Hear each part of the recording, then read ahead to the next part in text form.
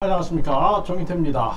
강성희 진보당 의원이 이승만은 내란죄 수괴다 이런 발언을 했는데요. 이 지금 진보라는 단체들이 사실상 정책적인 측면에서 진보로 가야 되는데 이게 완전히 이념적으로 친북 성향을 띠고 있는 것이 아니냐, 이러한 생각은 안 할 수가 없습니다. 그래서 강성희 진보당이 대출금리를 내려라 뭐 이런 운동을 해가지고 국민들 편에서 생각하는 부분도 있구나 했는데, 역시 이러한 발언들을 보면은 굉장히 위험하다라는 생각을 하게 됩니다. 그러니까 역사라는 부분들을 우리가 사안별로 판단한다는 게 굉장히 중요합니다. 그러니까 이승만 전 대통령이 잘한 것도 있고 못한 것도 있겠죠. 그런데 잘한 것은 자유민주주의와 시장경제를 끝까지 사수했던 부분들, 반공, 이 반공을 끊임없이 지켰던 부분들이 굉장히 잘한 것입니다. 그렇지 않았다면 지금 예를 들어서 이 북한 같은 경우에는 유럽의 뭐 사회주의라든지 또 중국이나 북한, 중국이나 뭐 베트남 같은 그러한 사회주의 공산주의하고는 약간 다르죠. 여기는 완전히 북한은 세습체제가 돼 있어요. 이 중국이나 베트남은 세습체제는 아니죠. 그런데 여기는 완전히 세습체제고 왕조주의죠. 왕조주의, 김씨왕조 뿐만 아니라 정치와 종교를 교묘하게 섞어가지고 아바이 수령이라고 부르는 거죠. 아바이 수령. 그러니까 기독교에서 하나님 아버지라고 부르는 거하고 아주 유사하게 흉내를 내버린 것입니다. 사이비 정치 종교 집단이다.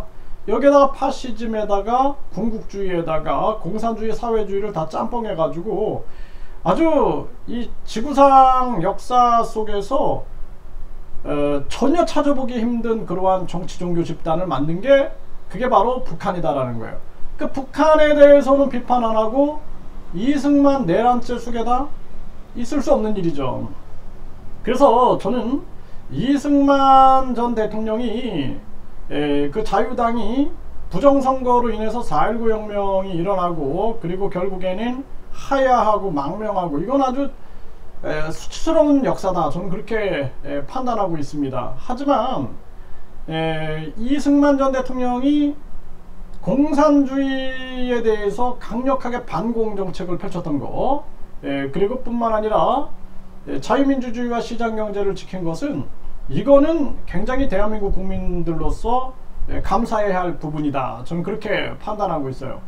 대한민국이 불행하게도 우리가 스스로 대한민국이 스스로 독립한 게 아니라 결국에는 일본이 핵폭탄을 맞고 그리고 나서 미소 군정이 들어서게 되고 그러면서 좌익 우익이 갈라지는 이런 슬픈 역사를 가졌습니다. 그래서 우리가 스스로 독립을 이루고 통일을 이루지 못했기 때문에 지금 계속 분단 국가로서 이 갈등이 굉장히 심한데요. 이 대한민국은 굉장히 위험합니다. 분단 국가로서도 위험하고 또 급격한 지금 다민족화, 이것이 북한이나 중국의 공산당의 공작의 대상이 될 수 있다는 거죠. 이게 상당히 심각한 문제고요. 이런 상황에서 강성희 의원이 이승만은 내란죄 수괴다라고 발언한 것 자체가 큰, 저는 대한민국 이 안보에 굉장히 경각심을 우리가 갖지 않으면 안 된다, 저는 그렇게 생각을 합니다. 신동아에서도 보면은 이승만은 내란죄 수괴다, 이 강성희. 그래서 이 강성희는 이렇게 보니까 결국에는 이 논란이 굉장히 많은 거예요. 지금 과거의 통진당과의 관계성, 그리고 강 의원이 NL계 운동권 경기동부연합 출신 노동운동가고 20대부터 현대자동차 전주공장에서 일하며 노동운동에 앞장서 왔고 전국 민주노동 조합 총연맹 현대차 비정규직화 지회장으로 활동하며 대규모 정규직 전환을 이끌었다라는 것입니다. 네, 그래서 이 경기 동부연합, 네, 요 NL계 이러한 부분들 우리가 이 국회까지 진출을 하게 됐는데 이러한 부분들은 국민들이 경각심을 갖지 않으면 안 되겠다라는 생각을 안 할 수가 없고요.